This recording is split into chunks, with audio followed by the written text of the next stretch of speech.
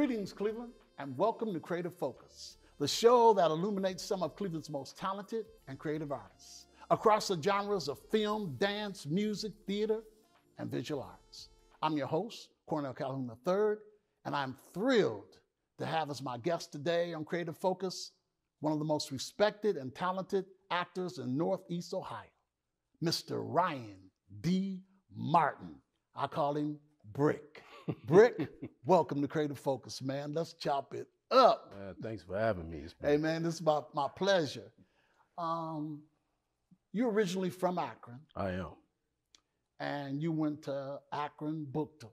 Akron, Buchtel. I did. The Griffins. 1040. 1040. 1040. That's what we call ourselves. And the mascot is the Griffins, Griffin. Right? Yeah. So I did some research, right? You know, when you do a show, you got to do research. Okay. All right. Found out that a griffin is a mammal with a lion's body and an eagle's head, right? Am I correct on that? You're right. You're right. You know, you got to do your research, man. You got to do your research. And, you know, I was so impressed with your athletic career. Okay. All-state basketball, all-city football, through the shot put, the discus. Talk about some of your athletic feats at Buchtel. Well, at Buchtel, we take great pride in our athletics. I mean, we're always at the top or near the top or the best. Actually, this past year, my alma mater won the state championship in basketball. Yeah, that's right. I forgot about that. Yeah, and I played in that same game some 27 years ago, and we came up short. So it was a real thrill for the city. But did you get a chance to go down and watch? I didn't go down and watch. Okay. I did watch, you know, it streamed. Okay. So I did watch that, and a couple of us, you know, we got together at this bar a friend of mine owns. And yeah, we just celebrated the team, had a parade when they got back. So it was cool. What position did you play? I was a guard. If you're talking about basketball, right, yeah. I was a guard. But I was versatile. You know, I could play underneath. I could post up. I was most noted for my shooting range, though. Okay. Yeah, so right. People used to tell me, like, man, as soon as you step in the gym, you're in range. So, what's the most points you ever scored at Buchtel? At Buchtel, I scored 28 my senior year. Okay. Against Columbus Brookhaven, I had 28 and 12. I scored that number, I think, again against Garfield. But yeah, I was just more so consistent. You were going to get anywhere from 15 to 25, you know, around 10 rebounds, 5 assists. I'm pretty familiar with Buchtel because when I coached the girls at Cleveland Glenville, we used to play Buchtel. We used to come up. That would be one of our away games. So we would go up to Akron and play. So we haven't really seen each other in like about 10 years, basically. Basically. Yeah. Basically. And we met on the set of FAU. TheLand FAU. TheLand FAU. Produced by, I think, Dominique Paramore. Paramore Trundle. She's married now. Yeah, I didn't even know she got married and moved to Vegas. She in Vegas, yeah. Mm-hmm. Talk about that experience because, you know, when you are on stage or behind the camera with somebody, you know, there's a bond. And you know how we bonded. Because I don't believe I've ever called you Ryan since I've known. It was always Brick. Always from Brick. That character. To this day. To this day, FAU. Yep. And you always call me Sarge, or either my guy, but primarily it's Sarge. Yeah. Mm-hmm. Talk about that experience because it was one of the best that I had, even though I stepped away from the show before y'all got all that big time notoriety. But talk about that experience. Oh man, that was really kind of like a crash course for me personally into acting, film acting. That was like my first time actually being on film, having a role where I actually had to play a character and bring it to life. Meeting you was really, it was so dope. As soon as I heard your voice, it was like, that's Sarge. You have such a distinct voice. Everybody knows this, that you got that Sarge, that father figure type of vibe to you. And I gravitated toward that right away, which made it easy for me to play brick. You know, I was your guy, you were my guy, and I submitted to your authority, even though I was a little bit of a knucklehead sometimes. It was like, you know, dad reeling his son back in. You know what I mean? Talk a little bit about what the show was about. It touched on something that's actually a real problem, human trafficking. So we were FAU, Fugitive Apprehension Unit, and our job was just go apprehend fugitives, primarily people that kidnap women, and they want to, you know, do whatever, drug them up and, you know, have them strung out. And our job was to go and get them. And I know that show, it aired on CBS 19, and then another network picked it up later on too, didn't they? Well, it was Bounce TV. Bounce TV, exactly. First, they were. They were first. Okay. All right. It, I guess, you can say graduated to CBS 19, but it was with Bounce first. Powerful drama, and then had Tommy Ford from Martin eventually played the character that I had, Sarge, right? What was that experience working with Tommy Ford? Oh, Tommy was real cool. Such a gracious guy, a pro. When you watch him prepare, you know, he's got the script, he's wanting to run lines with you, he's giving you pointers on how to bring the scene to life. Just a real pro. And a super nice guy. Did he ever talk about being on the Martin Set It Out with you guys? He did. Of course, we asked him about his past work. He talked about Harlem Nights, which is my all-time favorite movie. And that was his first job. Okay. But yeah, he talked about being on the set with Martin and, you know, I mean, we all know it was a hilarious show. You know, and Tommy about not having no job and all of that kind of stuff. So yeah, we had fun with that. So Brick, you started in theater? I started on stage first. Okay. What happened was a great playwright, author, her name was Julian Banks out of Akron. Okay. She's passed on now, but she wrote a play called Boys Pull Your Pants Up. It was more of a message ministry to young men. My aunt Karen Stallings, a tremendous actress and great singer, she was a part of it. And out of nowhere, she just said, "Ryan, you should be in it." I said, "Huh?" She said, "Yeah, you should do it. I think you'd be good at it." And then Jolene looked at me and she was like, "Yeah, you're in it. You're gonna play Twan." Just like that. It was almost like I didn't have any say in the matter. So I went along with it. It went up a few weekends and it brought people out, and we were able to minister to young men the value of just valuing yourself, you know, as a young man, presenting yourself in a respectable way. The message was, hey, pull your pants up, you can pull everything else up too. You pull your life up, pull your spirituality up, pull your relationships up. And so that was the premise of that. I fell in love with acting from doing that play. And then from there, you did other plays before you moved into FAU. I did a play at Karamu actually that Michael Oatman wrote. And the great Michael Oatman. Yeah, the great Michael Oatman. Now Henry Box Brown. It was called Deliverance. Yeah. Yeah. So, and the crazy part, I got cast as Henry. I got cast as Henry. I was like, what? Can I pull this off? So I had to dig into my Jeffrey Wright bag. And what I mean by that is he's a light-skinned brother that can play anything.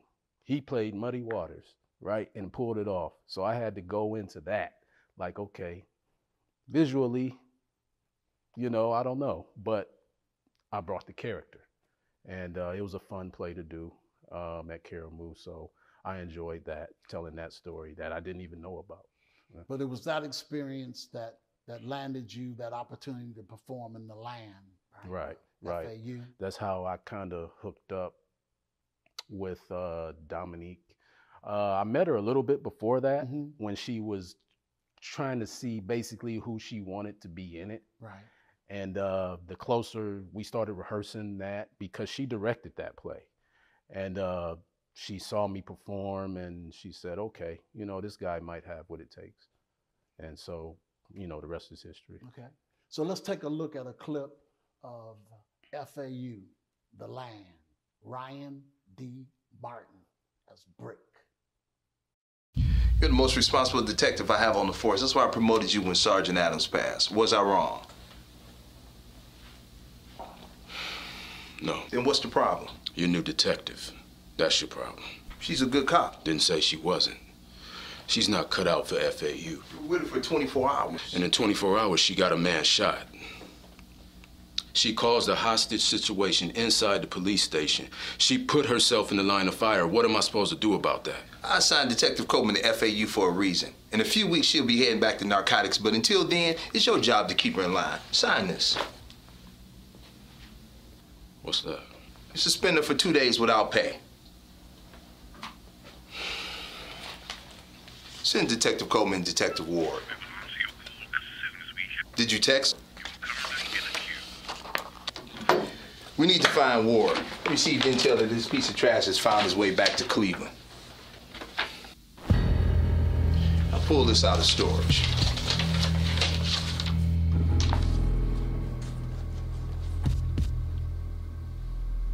I didn't ask you to sit. Brick? Sign that, Coleman. You're being suspended without pay for 2 days.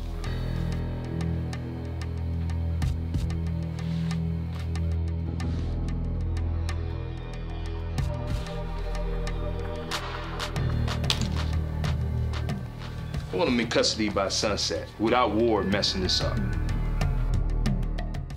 Brings back a lot of memories, man. Yeah, Brings back a lot of memories. Hop down. It was just Hop like, down, hop hop down. And the way you said it, it was just like, dude, you gonna do I'm doing telling you, pull-ups right here. I still remember you swinging on that thing, and I say, hop down, Brick. Let's go, man. I'm getting ready to get in your behind. Oh, man. Hop down. Right. So what difference do you see in performing on stage or behind the camera? Does it matter to you? On stage, behind it. On stage, it's almost like I'm more absent of me. Meaning that when you're on stage, if I think too much, you're live, you have audience. If I'm thinking too much, you can't say cut. You can't say, you know, let's go back to one. You can't do none of that. Once you're out there, you're out there. And so I learned how to lose myself in my character on stage because it's a one-shot deal, you know. Also, improv, how to improvise, you know. So my education, and it's still ongoing, really came from stage. Yeah. You had an opportunity to be in a film with Bruce Willis. I did, yeah. Talk about that for a moment. What was it like working with Bruce Willis? I mean, that's one of the legends. Yeah, I mean, it just that. When I saw Bruce, he just walked on set and he walked right up next to me, and I didn't notice him. I just happened to look in that direction, and I looked to my right, and I'm like, Bruce Willis, and he looks at me, he kind of smirks, and he says, "Hey, what's up, kid?" And you know, we shook hands. I told him how big a fan I was. I've always been a big Bruce Willis fan. That cool factor that he has is just, you know, it just really resonated with me. And he was the same way on set. You played a policeman in I was an investigator? Yeah, like an investigator after the crime scene. I was just taking pictures and stuff like that, and Bruce was delivering his lines. But it was just a thrill just to be on set with him. You know what I mean? So, yeah. I know, but I want you to tell the audience, what do you think separates you from other performers? Wow. What do you bring to the table? The best way I can answer that question is that I bring me to the table. What I mean by that is I think everyone's superpower is that nobody else is you. there can be people that are similar. People can remind you of others, but they are not exactly you. It's only one Sarge. The Sarges that came after you, they were similar, but they weren't Sarge. They weren't quite you. And so, I mean, that's the best way I can answer that. There's a lot of hard workers. A lot of people will say that I'm going to bring this to the character. I'm going to bring that to the character. I just believe the package I bring is just unique. You know, it's just unique. And I think I surprise people with some of the range that I can actually display. They look at me and think one thing, and then they say, go, and they get something else. And they go, wow, I never thought of it that way. So just being able to communicate a character in different ways, I think that's something I bring to the table. Do you watch a lot of film? I do. Correct. Do you have a favorite film? Oh, Harlem Nights. Harlem Nights. Harlem Nights is my favorite film. Why? Because, well, number one, I'm a huge Richard Pryor, Eddie Murphy, Red Fox fan. So the nostalgia of that, that's number one. But I love the story it told. I love the comedic chemistry between all the characters. I mean, you had Robin Harris, you had so many guys, you know, and Charlie Murphy and, you know, Della Reese and so many legends, you know, in that film. And these are people that hit you right between the eyes, you know what I mean? And I love films like that. I've watched that film probably a couple hundred times in my life. I just never get tired of it. Right. Yeah. Do you have a favorite performer? Favorite performer?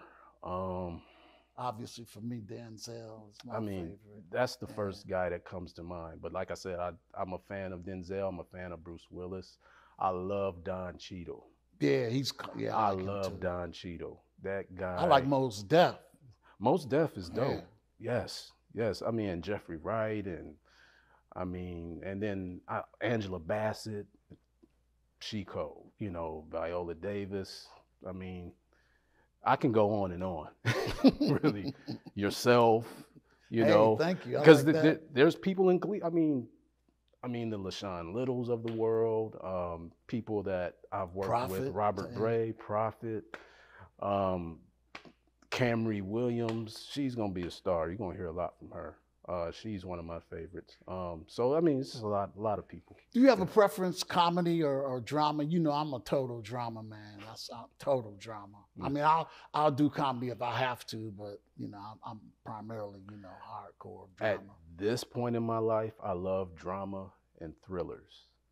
I was always a comedy person for the young. I guess when I was younger, kind of coming up high school through my 20s and stuff like that. But I am so much into the psychological thriller, almost a little bit of horror, because there's like a mind game to it, and it draws you in, and you're watching and you're going, okay. In your mind, you're trying to come up with what's going to happen next, or who did this, who did that, what are the parts. I'm really into trying to predict the outcomes of movies. You were in a film, Sacred, I think, that plays on Prime. Yeah, Amazon Prime, Tubi. Talk about that film, Sacred. Sacred has a lot of moving parts. It was a real fun film to do, and it's actually going to turn into an episodic. So we're going to start on that in the near future. It's going to have some spinoffs. What was that? What was it about? What did you touch on? We filmed it in Pensacola, Florida. Wow. It's about a family of doctors. So I play a doctor. My father, Dr. Darren Brooks, played by an actor his name is Darren Bird. He's a gangster. He's a gangster. He's one of the best doctors, you know, in the state, but he's a gangster. I mean, a goon. My character, I'm his oldest son. I am a war hero.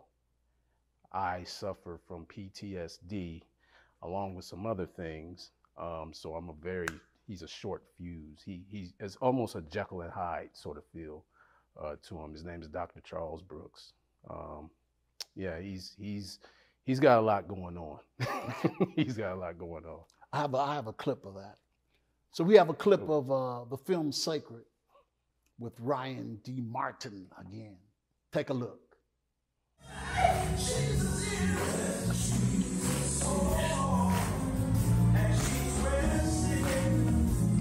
Babe, we are going to get through this. I promise. That your mama in there? No, it's not. Your mama right there, living, breathing. So don't come at me about getting through nothing. You have no idea what I'm going through. Man. So if you could create a dream character for yourself, who would it be? Oh, man. First thing that comes to mind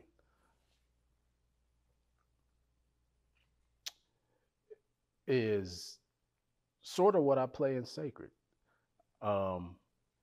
Like, it could be a doctor, he could be a lawyer, he could be a politician, but he has a whole nother life that's the total opposite, like a sociopathic character, because I love the idea of totally flipping the script. You get to know this guy, you root for him, you know, he draws you in. You're like, yeah, this, you know, you're watching the film and he's like, yeah, this is a good dude right there. And then boom, you go, oh my God, I didn't see that coming.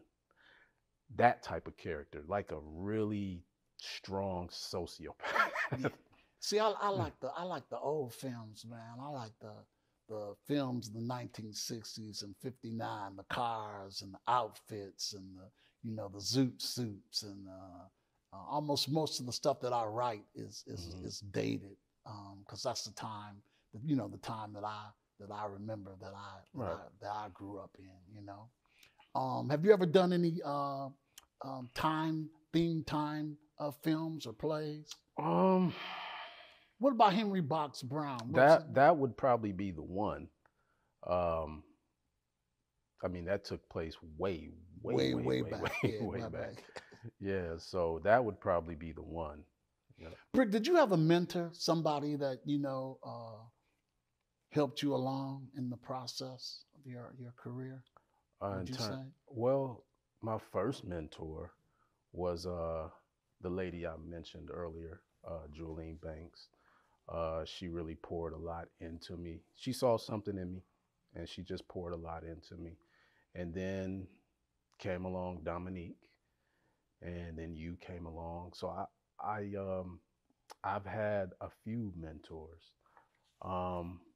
but really I just observe people that are really good at the craft, and I try to take pieces from everybody that I see, and I try to put it together.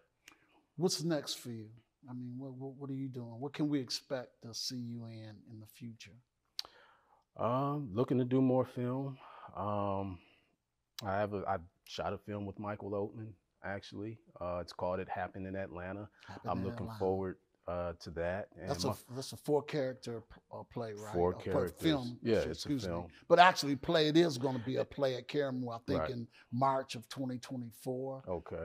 Talk a little bit about that. What's the premise of the film? It's a very intimate film. It's, like you said, 4 characters, 4 buddies from college. Something happens in Atlanta that kind of somewhat severs their relationship for a while. They don't see each other for a while, and then their class reunion comes up and they decide to get together. And there's a lot of, I like to call it friendly tension. Okay. It's like, that's a good analogy. Yeah, we're friends, but there's some tension, and you kind of smell it. You know, it's like, yeah, these are friends, but it'll make you think about what happened between and so the surprise comes, and you go, oh, Yeah, so it's one of those things you got to watch it. And then the beautiful ones, you're in that as well, right? Yes, the beautiful ones. And what's that one about? Shot that in Akron. Wow. In that hometown. Yeah, Huh? yeah, shot that in 330. This is a horror thriller. I had never done anything like this before. It was so I wanted to challenge myself. It left me pretty vulnerable. You know, my character Marcus finds himself in some predicaments. And it's kind of like a how did we get here sort of thing. It's a little bit bloody. You know, and I've never done a horror film before. Yeah, it makes you go there. It does. I'm glad I done it. It was a lot of fun. Yeah. Hey, well, I want to thank you for being on the show, man. I mean, it's been a pleasure. Yes, sir. And we'll have to hook up and do something. We do, man. Man, hopefully we can get Longwood done and I can get you back behind that big screen. Sarge, you call me, I'm coming. I'm coming. Rick, you my guy, I always will be. Yes, sir. I'd like to thank my special guest, Ryan D. Martin, my guy Brick, for hanging out with us today on Creative Focus. So that's it, Cleveland, we're out. But remember, a true artist is not only inspired, but inspires others. I'm Cornell Calhoun III for TV 20 and Creative Focus. Until the next time becomes our time, be well, be safe.